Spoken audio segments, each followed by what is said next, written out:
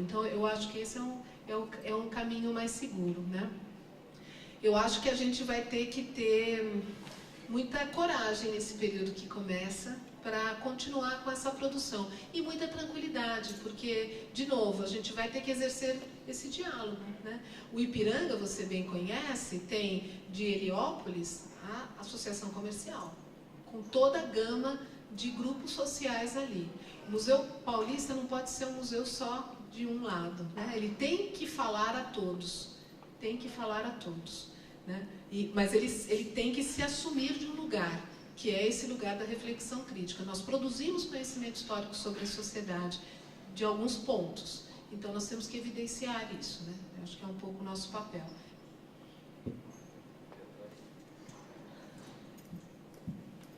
Oi, eu queria saber o que você pensa sobre obras e produções artísticas que são feitas hoje, originalmente digitais, né?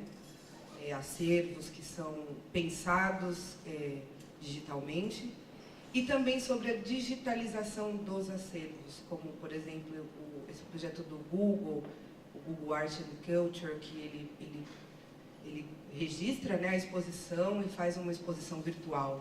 Queria saber um pouco o que você pensa sobre. Eu acho que é o caminho que a gente não pode negar isso de forma alguma, e também não pensar que isso substitua de alguma maneira a relação que você tem com o espaço. A experiência de entrar num museu, estar frente a frente com um objeto, e sobretudo aquele museu que é um palácio com 7,5 metros de pé direito, é insubstituível por qualquer visita virtual. E eu acho que as pessoas, eu também não tenho medo de que isso, que a presença maciça de imagens na web vá inibir ou inviabilizar a visita.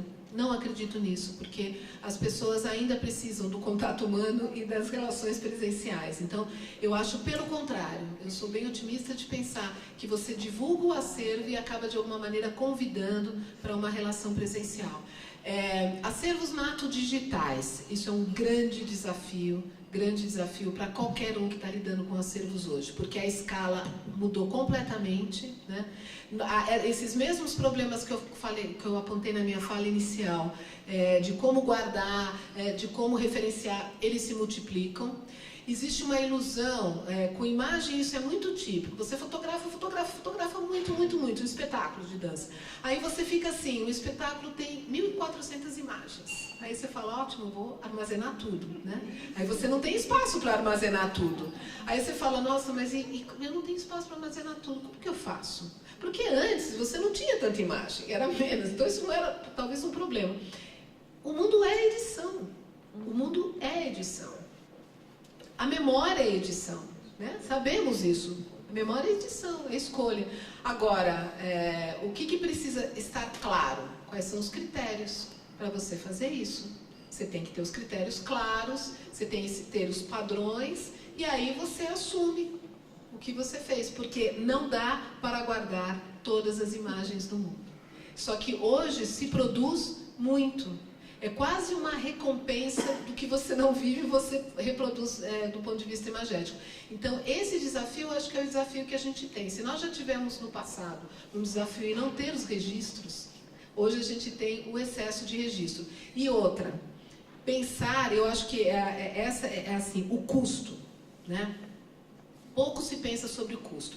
O custo de conservação de um acervo, e aí eu te digo, acervo em papel ou acervo nato digital, eu enxergo eles com a igual importância. Tem um custo investido, tem o custo do técnico que vai lá fazer o metadado, tem o custo do espaço na dita nuvem, né? Tem o custo depois de replicar isso para um outro lugar, de formatar os padrões, de recuperar. Todo esse custo está embutido naquela peça que você tornou uma peça digna de ser preservada, né? Então, pensando também nos custos, você tem que ter uma política de tratamento disso, que envolve sim o descarte. Nós temos muito medo do descarte, né? Mas nós descartamos o tempo todo e não percebemos, né?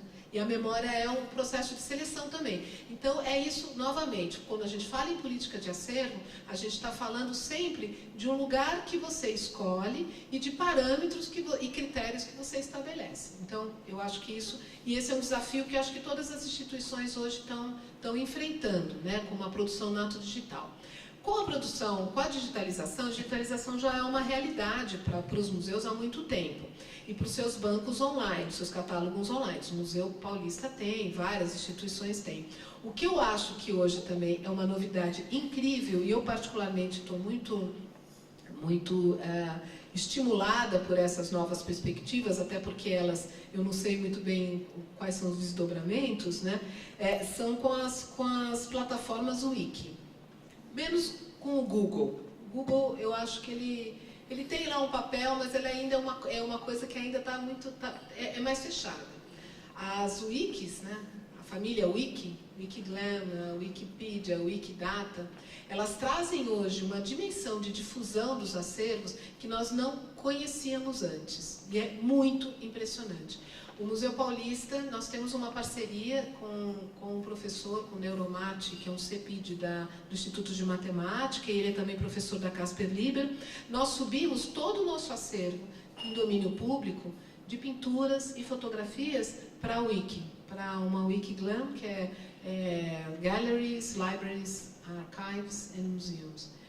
E a partir do que está lá, né, os alunos de jornalismo têm feito verbetes na Wikipedia para as nossas, com audiodescrição, que é uma grande novidade.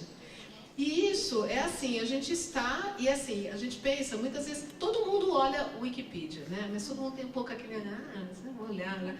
Você está ali conversando, fala, como é o nome mesmo daquilo? Então você vai lá, a primeira coisa é o Wikipedia e super ajuda. E eu fui desmontando um pouco mesmo uma espécie de preconceito mesmo, né, com as enciclopédias, mas porque o grupo que é colaborativo e é absolutamente espontâneo das pessoas que se ligam a isso, eles têm um controle de certificação dessas informações muito grande, muito grande. Quando nós subimos o acervo, eu conversando com o professor João Pechansky, ele que faz parte do grupo de wikipedistas e do Wiki, eles estavam discutindo com curadores do Rijksmuseum de Amsterdã sobre se a peça que a gente estava subindo podia ou não subir, porque se estava ou não no domínio público. Então eles são super cuidadosos com isso e com a informação. E eu convido vocês a olhar o verbete da pintura de Independência ou Morte que está na Wikipedia. Ela é fantástica, com todos os links dos trabalhos associados. Então ela é um verbete mesmo, e isso foi feito com a coleção Militão, com tudo. Nós no museu, com as nossas equipes, não teríamos condições de disponibilizar as informações com essa capacidade de links, né, que se desdobra em N, e com a capacidade de colaboração da informação, como acontece na Wiki, né? E aí eu liberei, né? Eu digo porque foi na minha gestão que eu tomei essa decisão. Essas imagens estão em alta resolução para qualquer pessoa baixar.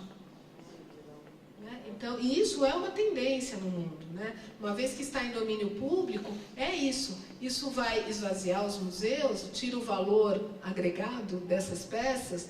Por um lado, sim, mas eu acho que assim, o poder de alcançar as pessoas, né, de uma maneira muito horizontal é de um impacto incrível. Isso eu acho que é uma democratização mesmo da informação, porque é uma plataforma aberta. Nós estamos falando de plataformas abertas, que não é o caso do Google. Então nós temos um convênio com o Google também. Nós estamos lá com as nossas pinturas e com uma exposição. Mas o alcance é muito distinto. Então eu acho que do ponto de vista da difusão, né, essas plataformas, eu quero estar aliada a elas, ainda mais sendo um museu público como nós somos. Eu quero trazer essa experiência de estudantes de jornalismo fazendo verbetes, qualificando esses acervos. É uma forma colaborativa de fazer, que eu acho incrível, né? Isso por um lado. Por outro, o desafio do nato digital está dado para todos. E aí a única coisa que eu posso dizer é isso: o mundo é editável. Sempre a gente tem que assumir isso, né? Não há como... E pensar nos custos. Porque quanto mais coisas você guarda, mais você vai despender de dinheiro para armazenar e para achar. Porque você guarda muito, depois não acha também, né? Não acha, gente, não acha. Né? Eu precisava daquela imagem. Não acha. É um mar de imagens, né? Então é um super desafio.